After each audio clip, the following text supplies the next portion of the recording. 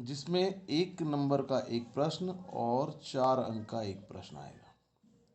1 + 4 marks, एक number का एक प्रश्न आएगा और 4 अंक का एक प्रश्न आएगा। तो बोर्ड परीक्षा में नए ब्लूप्रिंट के हिसाब से इस अध्याय में 5 अंक दिए हैं, जिसमें से एक नंबर का एक प्रश्न और 4 अंक का एक प्रश्न। तो सबसे पहले हम एक नंबर वाले प्रश्नों पर हैं कि एक नंबर के प्रश्न किस बेस पर आएंगे। तो सबसे पहले यहाँ पर हमें अवकल समीकरण की कोटि और अवकल समीकरण की घात, इसमें से कोई एक प्रश्न परीक्षा में पूछा जा सकता है। तो अवकल समीकरण की कोटि क्या होती है? अवकल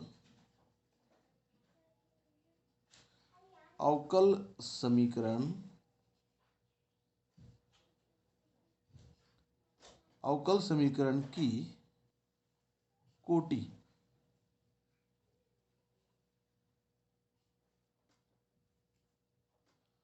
तो अवकल समीकरण की कोटि क्या होती है जो पूछा जाएगा परीक्षा में, तो हम कैसे पता करेंगे कि अवकल समीकरण की कोटि क्या है?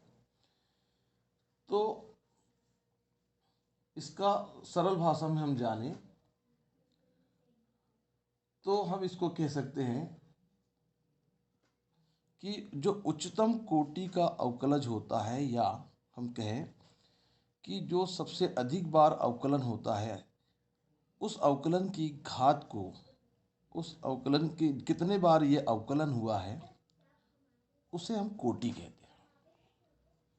कोई समीकरण में अधिकतम कितने बार अवकलन किया गया है, उसकी संख्या को हम कोटि कहते हैं। जैसे मान लीजिए एक समीकरण है मेरे पास में, dy/dx is equal to 10x लिखा है। दूसरा इक्वेशन है हमारे पास d² y/dx² is equal to y। एक इक्वेशन और लिख रहा हूं मैं, d³ y/dx³ plus d² y/dx² minus या प्लस कुछ भी हो, dy/dx plus y is equal to 0। ये 3 समीकरण है और हमें कोटि बताना। तो किसी फलन का यहाँ इस समीकरण में एक बार अवकलन हुआ है, तो ये प्रथम अवकलज है। प्रथम अवकलज है तो कोटि होगी 1। तो इसकी कोटि कितनी होगी? 1। इस समीकरण की कोटि होगी 1। ये सेकेंड ऑर्डर का डेरिवेटिव है, यानी कि द्वितीय अवकलज है। इसमें किसी फलन का 2 बार अवकलन हुआ है, इसलिए इस समीकरण की कोटि 2 होगी। जितने बार अवकलन होता है वही उसकी कोटि होती है। इसमें इस समीकरण में सबसे अधिक बार अवकलन कितने बार हुआ है? 3 बार। तो इसकी कोटि होगी 3। कोटि होगी। तो क्या कोटि सबको समझ में आया? अधिकतम अवकलज की संख्या को हम कोटि कहते हैं, जिसमें ऐसा समीकरण जिसमें सबसे ज़्यादा बार जो अवकलन होता है उसकी संख्या को हम क्या बोलते हैं? कोटि। जैसे यहाँ एक बार अवकलन हुआ है तो इसकी कोटि 1, इसमें 2 बार अवकलन हुआ है तो इसकी कोटि 2, इसमें अधिकतम 3 बार अवकलन हुआ है तो इसकी कोटि 3। क्या कोटि सभी को समझ में आ गया? अब इसके बाद अवकल समीकरण की घात। अवकल समीकरण की घात, अवकल समीकरण की घात।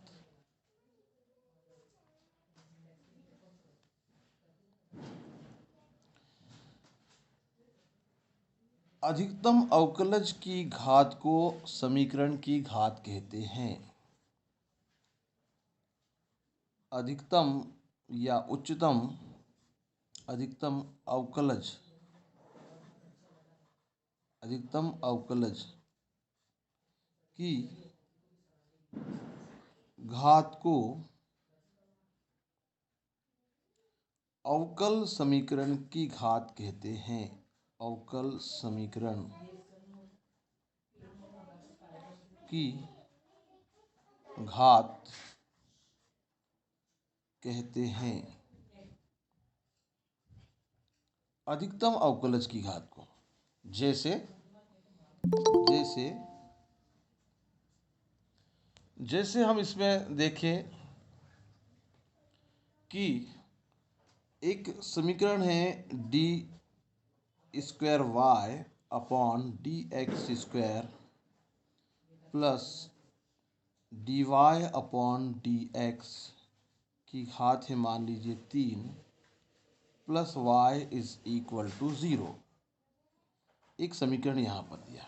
दूसरा समीकरण लेते हैं d q y upon D x square sorry d x cube plus d square Y upon D x square, इसकी घात मान लीजिए 2 है, और plus D Y upon D x plus Y is equal to 0। एक समीकरण ये हो गया। सर हाँ बोलो। सर जो आपने फर्स्ट समीकरण में लिखे हो d Y upon D x की से नीचे, ये सर नीचे यहाँ पर ये अवकल समीकरण की घात में जो आपने फर्स्ट समीकरण लिखे हो हाँ बोलो। D Y upon D x की होल पावर 3, यस सर उसको d cube y upon D x cube नहीं लिख सकते? इसको नहीं लिख सकते, इसको नहीं लिख सकते। ये प्रथम अवकलज की घात 3 है, यानी एक बार अवकलन हुआ है उसकी घात 3 है, इसलिए उसको हम d cube y upon D x cube नहीं लिख सकते। ठीक है। अब एक इक्वेशन और है, यहाँ पर मैं लिख रहा हूँ d square Y upon D x square, इसका whole cube plus D Y upon D x की power 4 plus Y is equal to 0। अब इसमें हमें बताना है, हमने कहा कि अधिकतम अवकलज की घात को अवकल समीकरण की घात कहते हैं। तो यहाँ पर आप देखकर बताएं तो इस समीकरण की घात क्या होगी।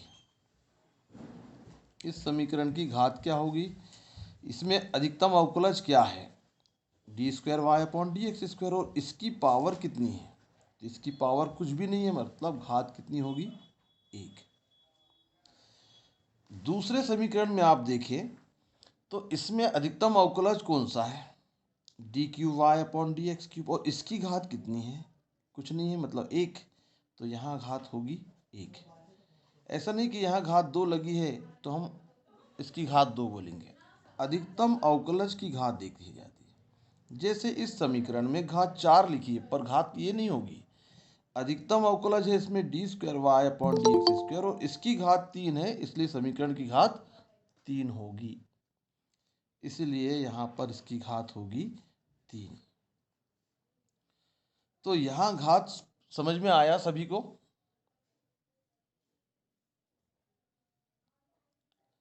थोड़ा जवाब जल्दी देना है, फिर भी इसको मैं शुरू से एक बार बता दे रहा हूँ कि अवकल समीकरण में 1 नंबर के प्रश्न कोटि और घात से संबंधित आते हैं। अवकल समीकरण की कोटि पहचानना हो तो हम देखते हैं कि उस समीकरण में सर्वाधिक बार अवकलन कितने बार हुआ है। यहाँ पर 1 बार अवकलन हुआ है, अर्थात ये प्रथम अवकलज है, इसलिए इसकी कोटि 1 होगी। इसमें द्वितीय अवकलज हुआ है तो इसकी कोटि 2 होगी। इसमें तृतीय अवकलज आया है तो इसकी कोटि 3 होगी। तो ये कोटि जो है वो अवकलजों की संख्या पर निर्भर करती है, कितने बार अवकलन हुआ है उतने ही बार को हम उसकी कोटि कहते हैं। अब अवकल समीकरण की घात में कि अधिकतम अवकलज की जो घात होती है उसको अवकल समीकरण की घात कहते हैं। जैसे इसमें अधिकतम बार अवकलज हुआ है, ये द्वितीय अवकलज है और इसकी घात कुछ नहीं लिखी है, मतलब इस समीकरण की घात 1 है। यहाँ पर अधिकतम अवकलज 3 बार है तो इसकी घात भी 1 है, तो हम यहाँ लिखेंगे 1। हमें इस 2 से मतलब नहीं है, अधिकतम अवकलज की घात देखना है। तीसरे समीकरण में आपको अधिकतम अवकलज मिल रहा है d2y/dx² और इसकी घात यहाँ पर 3 है, तो अवकल समीकरण की घात 3 होगी। तो कोटि और घात लिखना समझ में आया।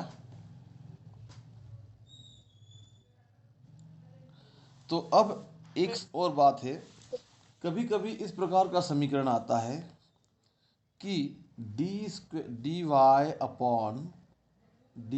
का होल स्क्वायर और प्लस dy/dx फिर minus sine square y is equal to 0। अब यहाँ दोनों चीज बताइए, घात और कोटि। तो पहले कोटि बताओ कि इसमें कोटि क्या होगी, इस समीकरण की कोटि क्या होगी। अधिकतम अवकलज कितने बार है, 1 बार, तो इसकी कोटि होगी 1। और घात कितनी है इसमें, तो अधिकतम अवकलज की घात यहाँ 2 लिखी है, तो हम यहाँ लिखेंगे घात इसकी 2 है। अब एक समीकरण सर एक और, बार घात बताइए ना। घात यानी जो सबसे अधिक बार अवकलन होता है उसमें घात कितनी लिखी है, वो समीकरण की घात कहलाती है। जैसे अभी मैं एक और बता रहा हूँ समीकरण, कि जैसे मान लीजिए एक समीकरण लिखा है d3y/dx³ और फिर इसके बाद है +2 d² y/dx² और इसका whole square minus dy/dx plus y is equal to 0। इस समीकरण में सर्वाधिक बार अवकलन 3 बार हुआ है, यानी ये तृतीय अवकलज है, इसलिए इसकी कोटि तो 3 होगी, कोटि होगी 3। और सर्वाधिक अवकलज की घात यानी कोष्टक लगाकर इसके ऊपर घात कुछ भी नहीं लिखी है, इसका मतलब इसकी घात 1 होगी, तो हम लिखेंगे घात 1 है।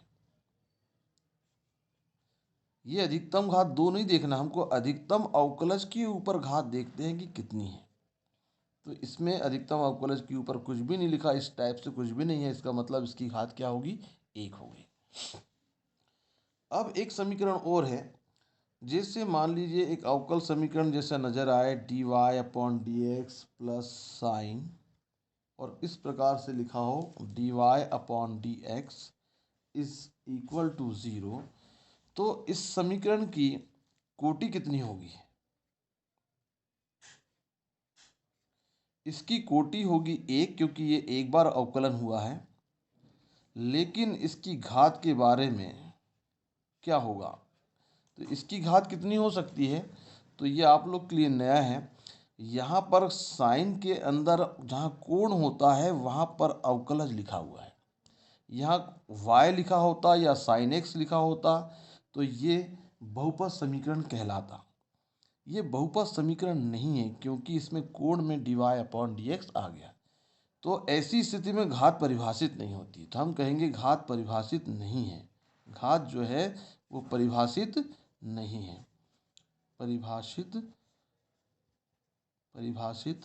नहीं है। क्यों नहीं है, क्योंकि ये बहुपद समीकरण नहीं है।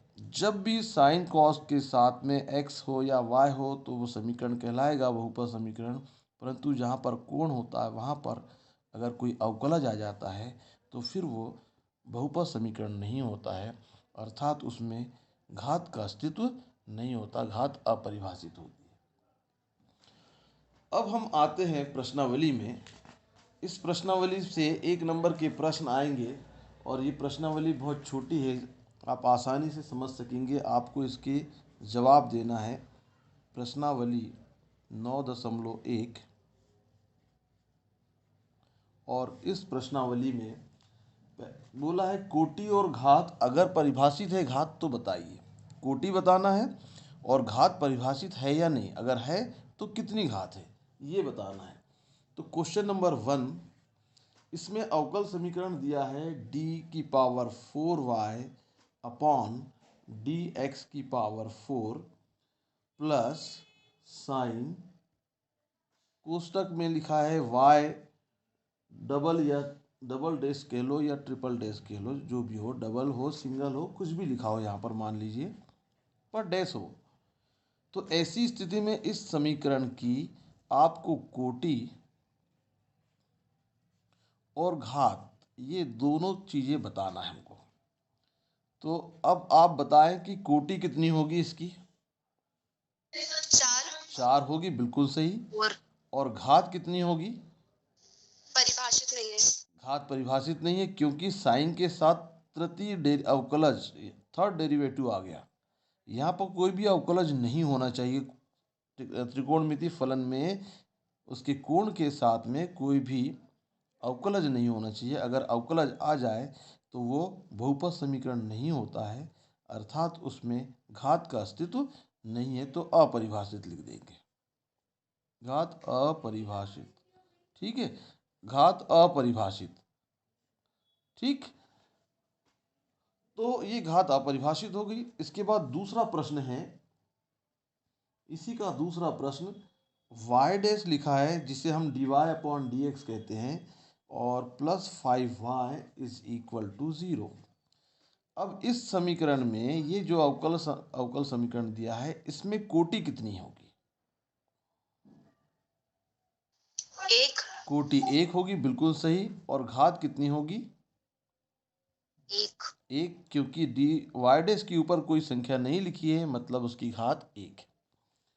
तीसरा प्रश्न है D S upon D T और होल पावर है इसकी 4 plus 3s into d square S upon D T square और इज इक्वल टू 0।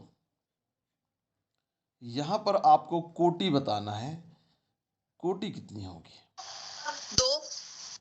कोटि 2 होगी क्योंकि 2 बार अधिकतम अवकलज हुआ, बिल्कुल सही। और घात क्या होगी इसकी?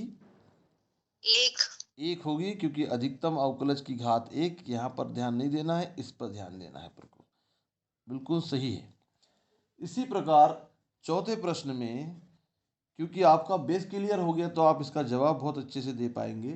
चौथे प्रश्न में d square Y upon D x square का होल स्क्वायर है plus cos d Y upon D x is equal to 0। अब यहाँ पर आपको कोटि बताना है, तो कोटि क्या होगी? दो। कोटि होगी 2, बिल्कुल राइट। और घात क्या होगी? परिभाषित नहीं है। यस, परिभाषित नहीं है यानी अपरिभाषित, बिल्कुल सही। तो इस तरीके के प्रश्न परीक्षा में पूछे जा सकते हैं 1 मार्क्स में। अगला क्वेश्चन है क्वेश्चन नंबर, ये था हमने जो क्वेश्चन किए था वो था 4th नंबर का। अब आते हैं 5वें प्रश्न में। 5वां प्रश्न है D square Y upon D x square is equal to cos 3x plus sine 3x। ये आपके पास में अवकल समीकरण दिया है, डिफरेंशियल इक्वेशन। यहाँ पर आपको कोटि और घात दोनों ही बताना है। तो कोटि क्या होगी? 2। कोटि होगी 2, बिल्कुल सही। और घात? 1। घात 1, बिल्कुल सही। क्वेश्चन नंबर 6, 6वें प्रश्न की बात करें तो इसमें y ट्रिपल डैश और इसका होल स्क्वायर लिखा है। फिर इसके बाद प्लस y डबल डैश का whole cube plus y dash की पावर 4 और प्लस y की पावर 5 इज इक्वल टू 0।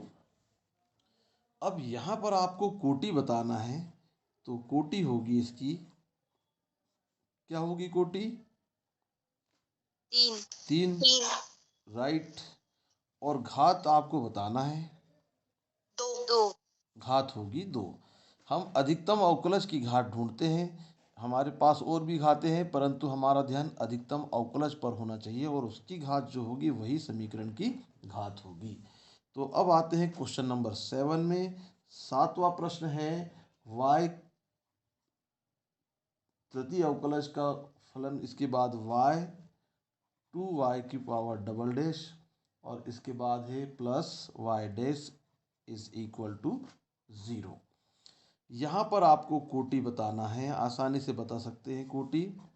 कोटि बोलिए। 3 कोटि है 3 और घात 1 1, बिल्कुल सही। क्वेश्चन नंबर 7 हुआ। इसके बाद question number 8, y dash plus Y is equal to e की पावर x। यहाँ पर बताइए कोटि। 1 कोटि 1 और घात क्या होगी? 1 घात 1 होगी। होगी कि नहीं होगी? इसके बाद यस सर। है ना, क्वेश्चन नंबर 9 पर आ जाओ।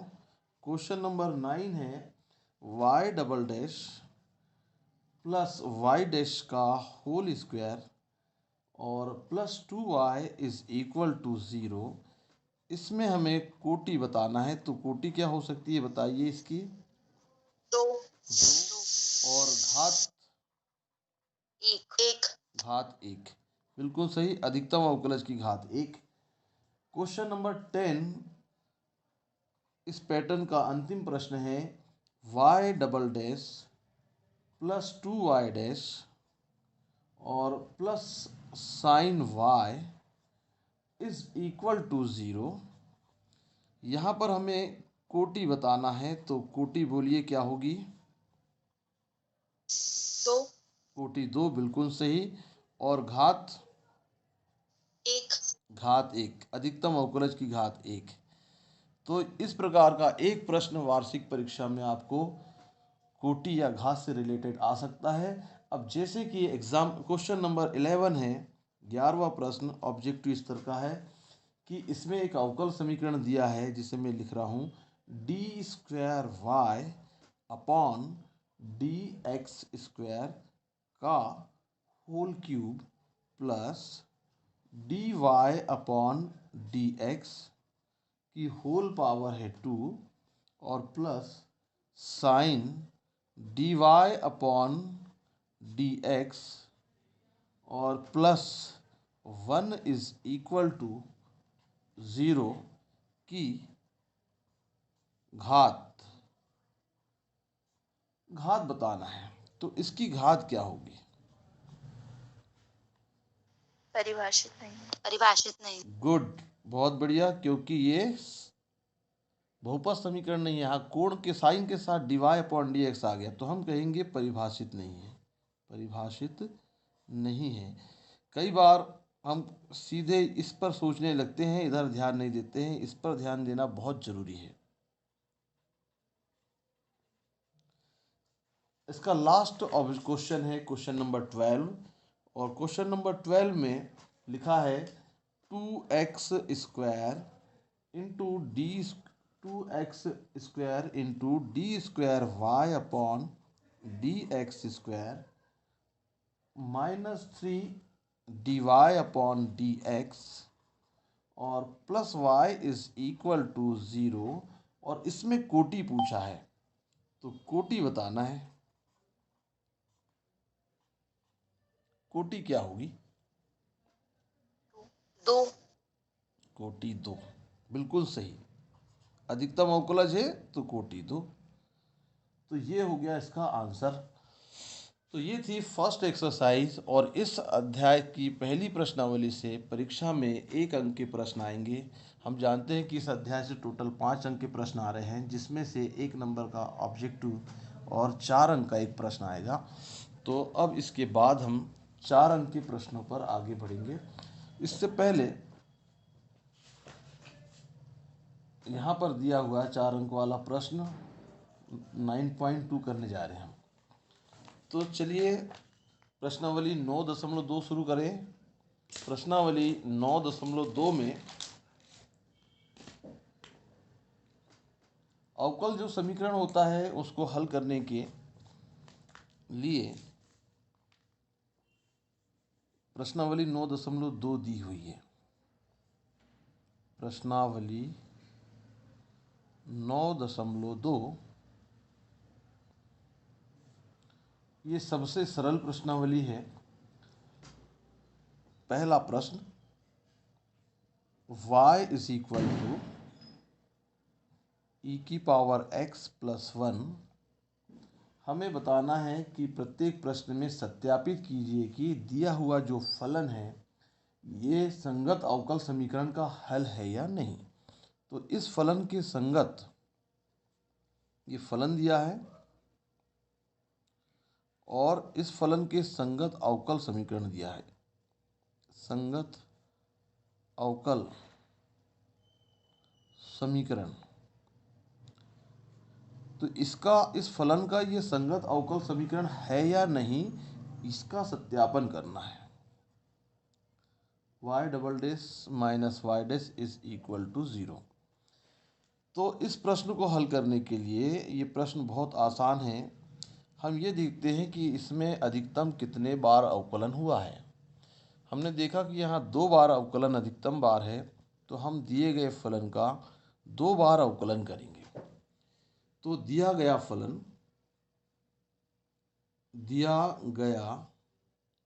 फलन है y is equal to e की पावर x प्लस 1। अब हम इसका x के सापेक्ष अवकलन करें तो x के सापेक्ष अवकलन करने पर x के सापेक्ष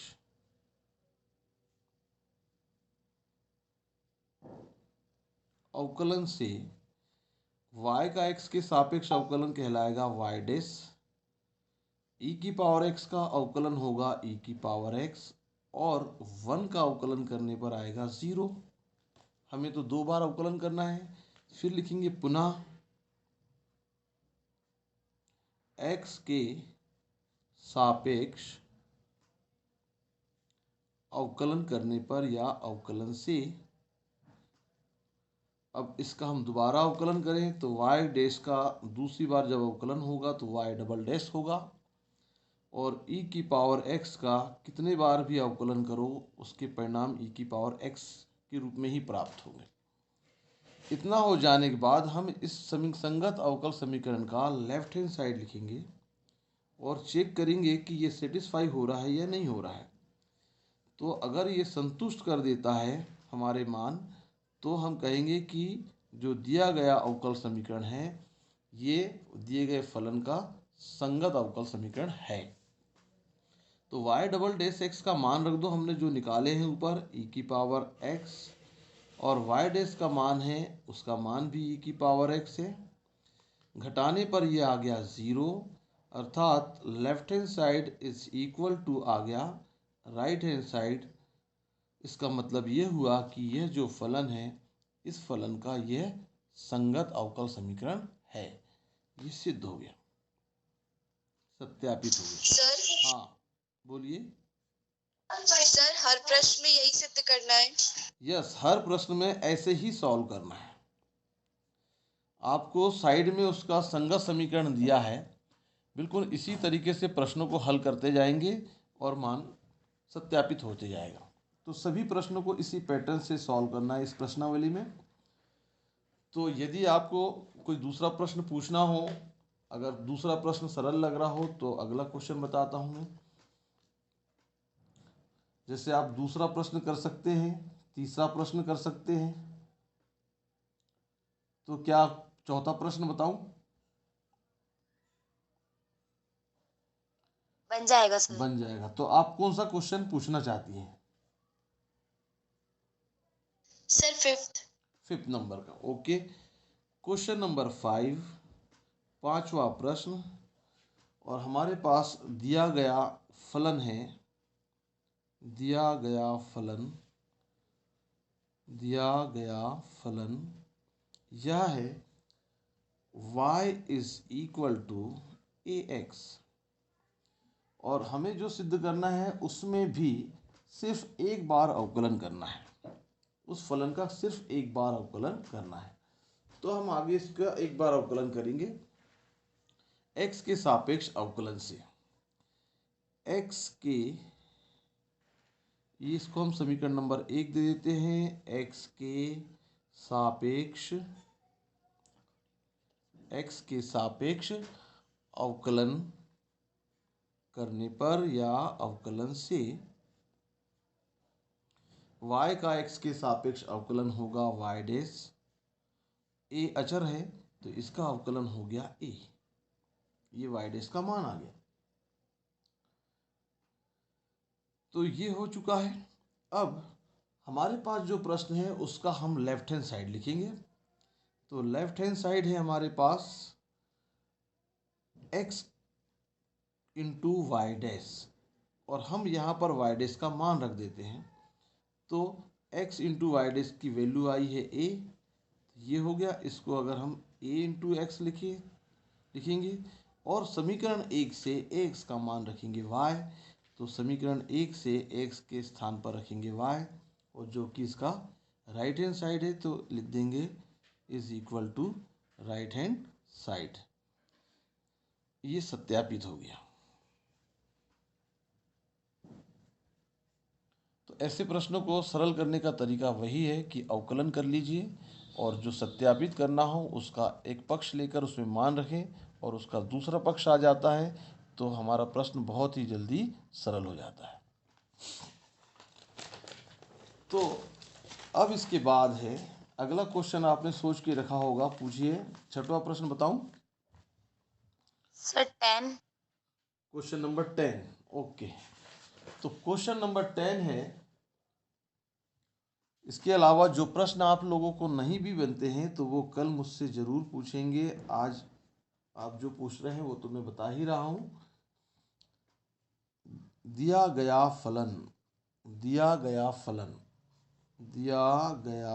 फलन और इस फलन में हमें y is equal to under root a square minus x square लिखा है। इसको हमने समीकरण नंबर 1 दे दिए। इसकी आवश्यकता आगे पड़ सकती है, और जो सत्यापित करना है उसमें भी एक बार अवकलन होगा। तो हम इसका x के सापेक्ष अवकलन कर सकते हैं अभी, लेकिन इसका स्क्वायर हटा देते हैं। अगर हम दोनों पक्षों का वर्ग कर दे या एक साइड से रूट हटाए, स्क्वायर रूट, तो इधर लग जाएगा square y square is equal to a square minus x square. और अब इसका हम x के सापेक्ष अवकलन करें तो x के सापेक्ष अवकलन करने पर या अवकलन से, x के सापेक्ष अवकलन से वाई स्क्वायर का अवकलन करेंगे तो x की पावर n वाले फॉर्मूले से ये होगा 2y, और इसके बाद y का हमें x के सापेक्ष अवकलन करना होगा तो ये हो जाएगा dy/dx। राइट हैंड साइड में अवकलन करें तो ये कांस्टेंट है तो 0, एक्स स्क्वायर का अवकलन होगा 2x। दोनों पक्षों से 2 से 2 कैंसिल हो गया। y into dy/dx is equal to minus x, ये आया। और हमें तो सत्यापित करना है, तो हम यहाँ से ये जो माइनस एक्स है इसको हम ट्रांसफर कर देते हैं। तो ये plus x plus y into dy/dx is equal to 0। हमने क्या किया, dy/dx का मान निकालते हुए इस बार इसको पक्षांतर कर लिए, और पक्षांतर करने पर जो अवकल समीकरण आया और वही हमें निकालना भी था, तो इसका ये संगत अवकल समीकरण है, ये प्रूफ हो गया। इस बार हमने लेफ्ट राइट हैंड साइड ना लेते हुए डायरेक्ट इस क्वेश्चन को सॉल्व कर लिए। ऐसा भी किया जा सकता है प्रश्न। क्वेश्चन समझ में आया? Yes sir. अब इसके ऑब्जेक्टिव पे आ जाओ। इसके दो विकल्प है। पहला विकल्प जो 11वां प्रश्न है ये 2020 में आ चुका है। 2020 की बोर्ड परीक्षा में, एमपी बोर्ड की परीक्षा में ये क्वेश्चन पूछा गया था ऑब्जेक्टिव के रूप में। और इसमें कहा है 4 कोटि वाले किसी अवकल समीकरण के चार कोटि वाले, प्रश्न की जो शुरुआत है यही मुख्य है। 4 कोटि वाले शब्द जो लिखा है इसी से हमें उत्तर मिलेगा। 4 कोटि वाले किसी अवकल समीकरण के व्यापक हल में कुछ नई चीज़ें आ रही हैं इसमें। व्यापक हल में उपस्थित, इसके बारे में पहले बताया गया है, उपस्थित स्वेच्छ अचरों की संख्या, स्वेच्छ अचरों की संख्या है। ये क्वेश्चन है। 4 कोटि वाले, मैंने आपको बताया है कि प्रश्न की शुरुआत ही पावरफुल है। 4 कोटि वाले ये शब्द जो है इसी से हमें आगे का हल प्राप्त होगा। किसी अवकल समीकरण के व्यापक हल में उपस्थित स्वेच्छ अचरों की संख्या क्या होगी? जितनी कोटि होती है उतने ही अचर होते हैं। अर्थात कितनी कोटि वाला ये समीकरण है? 4 कोटि वाला है। इसका मतलब ये हुआ कि अचरों की संख्या क्या होगी? 4 होगी। तो हम लिखेंगे 4 कोटि वाले अवकल समीकरण में स्वेच्छ अचरों की संख्या कितनी होगी? 4। तो यहाँ लिखेंगे स्वेच्छ अचरों की संख्या बराबर 4। तो ये 2020 में आया था और इसका आंसर होगा डी ऑप्शन। तो व्यापक हल में स्वेच्छ अचर होते हैं और वो उसकी कोटि पर डिपेंड करते हैं। जो व्यापक हल होंगे उसमें स्वेच्छ अचर होते हैं और ये जो स्वेच्छ अचर है वो किस पे डिपेंड करते हैं? उसकी अवकल समीकरण की कोटि पर। जितनी कोटि होगी उतने ही स्वेच्छ अचर होंगे। अब अगला प्रश्न है 12वां प्रश्न, क्वेश्चन नंबर 12। और 12वें प्रश्न में कहा है कि 3 कोटि वाले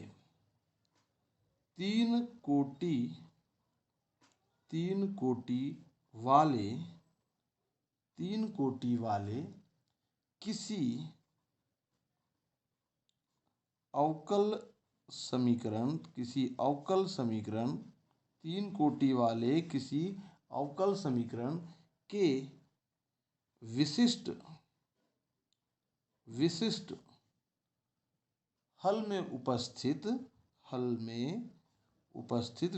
हल में उपस्थित स्वेच्छ अचरों की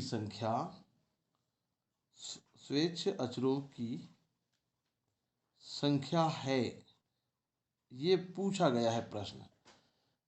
विशिष्ट हल में और व्यापक हल में एक बड़ा अंतर होता है। जो विशिष्ट हल होता है इसमें स्वेच्छ अचर होते ही नहीं है, जबकि व्यापक हल में स्वेच्छ अचरों की संख्या उसकी कोटि की संख्या के बराबर होती है। लेकिन विशिष्ट हल, कोई भी अवकल समीकरण हो, उसके विशिष्ट अगर हल प्राप्त होगा तो उसमें स्वेच्छ अचर का अस्तित्व नहीं होगा, उसमें एक भी स्वेच्छ अचर नहीं होगा। चाहे कोटि 3 हो या कोटि 4 हो या कोटि 5 हो, किसी भी कोटि का अवकल समीकरण हो तो उसमें उसके विशिष्ट हल में स्वेच्छ अचरों की संख्या नगण्य होती है, 0 होती है। तो इसका आंसर क्या होगा? 0। तो इसमें स्वेच्छ अचरों की संख्या बराबर होगी 0, अर्थात इसकी कुछ भी हो उससे कोई फर्क नहीं पड़ता, विशिष्ट हल शब्द है तो उसमें स्वेच्छ अचर शून्य ही होंगे, एक भी स्वेच्छ अचर नहीं होंगे। तो ये थे दोनों ही प्रश्न 1 नंबर के स्तर के। हमने ऐसे 1 नंबर के स्तर के पूरे प्रश्न किए हैं, पहले भी पहली प्रश्नावली में, और इसमें भी 2 आया, जिसमें से 2020 में ये प्रश्न आ चुका है। आशा करता हूँ आज की पढ़ाई आप सभी को अच्छे से समझ में आई होगी। अगर किसी को कोई डाउट हो तो पूछ सकते हो। सर ये स्वेच्छ अचर होता क्या है? स्वेच्छ जो अचर होते हैं, आपको अवकल समीकरण में उपस्थित जो अचर होते हैं, तो जो स्वेच्छ अचर होते, जो अचर लिए जाते हैं उसमें स्वयं से लिए गए जो अचर होते हैं वो स्वेच्छ अचर कहलाते हैं। ठीक है, स्वयं से लिए जाने वाले, इच्छा से, अपनी इच्छा से लिए जाने वाले जो अचर होते हैं, और हम अपनी इच्छा से कब लेते हैं, उसकी कोटि के अनुसार ही लेते हैं, और वे जो अपनी इच्छा से लिए गए अचर होते हैं उसको हम स्वेच्छ अचर कहते हैं। इसके विषय में और भी विस्तार से जानकारी बताई जाएगी आपको। ठीक है, समझ में आया? Yes sir. तो ये था। अब कल हम अगली प्रश्नावली शुरू करेंगे और वो होगी 9.3। आज आप 9.1 और 9.2 को विस्तार से कर लीजिए, कुछ एग्जाम्पल्स होंगे तो उनको भी करना है, और जो भी समस्या होगी तो वो मुझसे कल पूछेंगे। सर हाँ बेटा बोलिए। सर आपने बताया साइन dy अपॉन dx परिभाषित नहीं होता, उसकी घात परिभाषित नहीं होती है। हाँ और सर यदि साइन dy अपॉन dx में कोटि अधिक होगी तो वो उसकी कोटि अपन लिखेंगे। यस, उसकी कोटि परिभाषित होती है, कोटि परिभाषित होगी, परंतु यस। घात परिभाषित नहीं होती ऐसी अवस्था में। बिल्कुल सही, अच्छा क्वेश्चन पूछा आपने। तो ओके बेटा, गुड नाइट। अगर और किसी को कुछ प्रश्न पूछना हो तो पूछ लीजिए।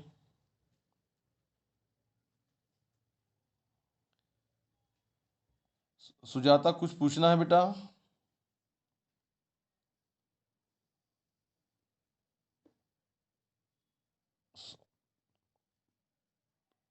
ठीक है, तो आज करके देखिए और कल जो भी आपकी समस्या होगी वो पूछेंगे। Okay, good night. कल फिर इसी समय हम मिलेंगे। Okay sir, bye. बाय।